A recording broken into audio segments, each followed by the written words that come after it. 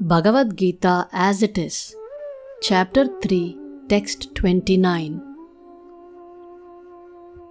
Prakriter guna sammudaha sajjante guna karmasu tana kritsna vido mandan kritsna vinna vichalayet. Synonyms.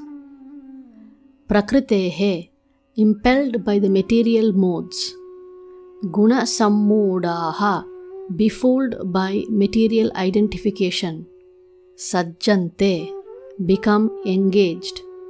Guna karmasu, in material activities. Tan, all those. Akritsna vidaha, persons with a poor fund of knowledge. Mandan, lazy to understand self-realization. Kritsnavit, one who is in factual knowledge. Na, may not. Vichalayet, try to agitate. Translation. Bewildered by the modes of material nature, the ignorant fully engage themselves in material activities and become attached. But the wise should not unsettle them, although these duties are inferior due to the performer's lack of knowledge. Purport. Persons who are unknowledgeable falsely identify with gross material consciousness and are full of material designations. This body is a gift of the material nature, and one who is too much attached to the bodily consciousness is called mandan, or a lazy person without understanding of spirit soul. Ignorant men think of the body as the self. Bodily connections with others are accepted as kinsmanship. The land in which the body is obtained is the object of worship, and the formalities of religious rituals are considered ends in themselves. Social work, nationalism, and altruism are some of the activities for such materially designated persons. Under the spell of such designations, they are always busy in the material field. For them, spiritual realization is a myth, and so they are not interested. Such bewildered persons may even be engaged in such primary moral principles of life as non-violence and similar materially benevolent work. Those who are, however, enlightened in spiritual life should not try to agitate such materially engrossed persons. Better to prosecute one's own spiritual activities silently. Men who are ignorant cannot appreciate activities in Krishna consciousness, and therefore Lord Krishna advises us not to disturb them and simply waste valuable time. But the devotees of the Lord are more kind than the Lord because they understand the purpose of the Lord. Consequently, they undertake all kinds of risks, even to the point of approaching ignorant men to try to engage them in the acts of Krishna consciousness, which are absolutely necessary for the human being. Text 30. Mayi sarvani karmani sanyasyadhyatma chetasa nirashir nirmamo bhutva yudhyasva vigata jvaraha. Synonyms. Mai, unto me. Sarvani, all sorts of. Karmani, activities. Sanyasya, giving up completely. Adhyatma, with full knowledge of the self. Chetasa, consciousness. Nirashihi, without desire for profit. Nirmamaha, without ownership. Bhutva, so being. Yudhyasva, fight. Vigata jvaraha, without being lethargic. Translation.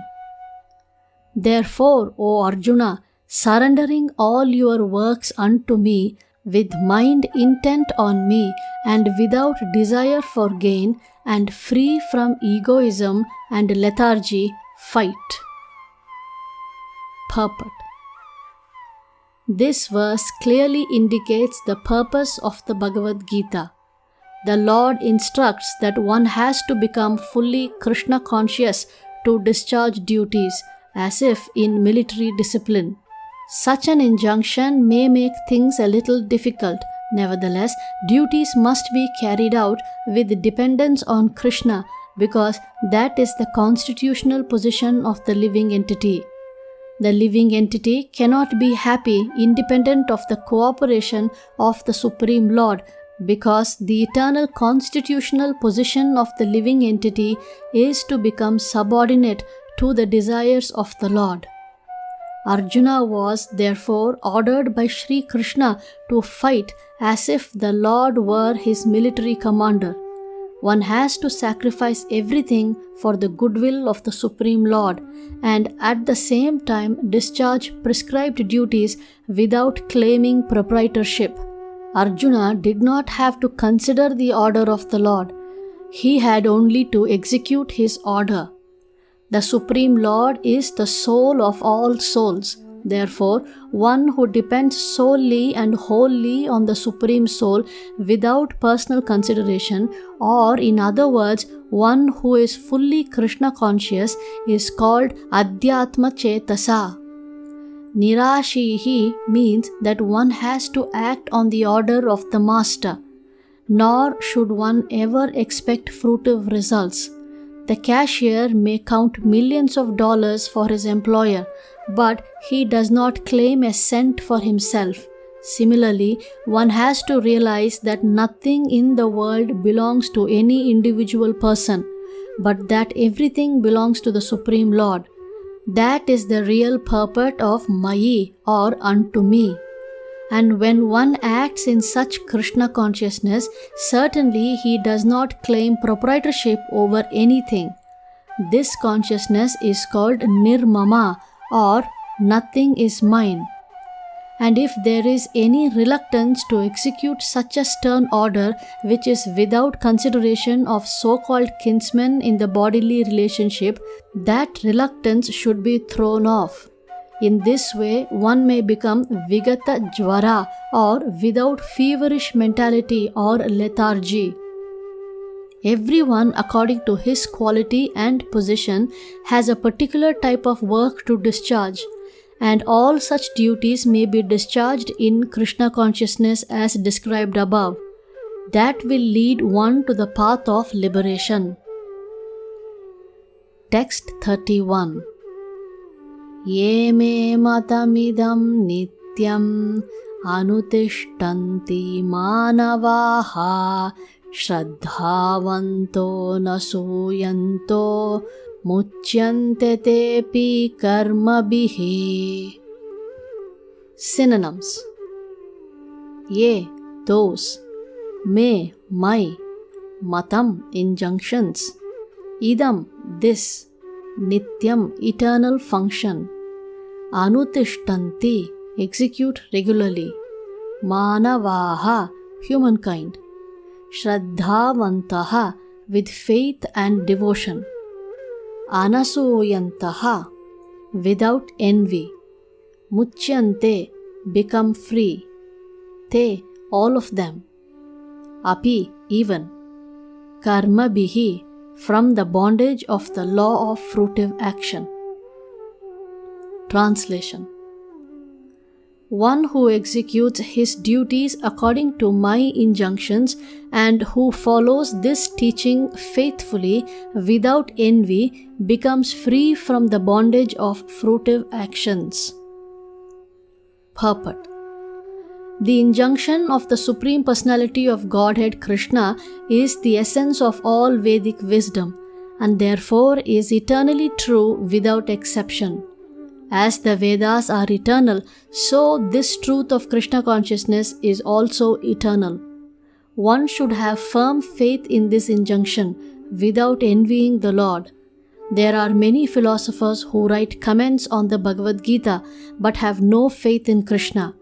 they will never be liberated from the bondage of fruitive action.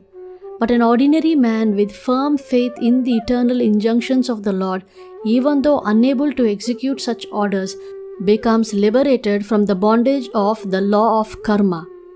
In the beginning of Krishna consciousness, one may not fully discharge the injunctions of the Lord, but because one is not resentful of this principle and works sincerely without consideration of defeat and hopelessness, he will surely be promoted to the stage of pure Krishna consciousness.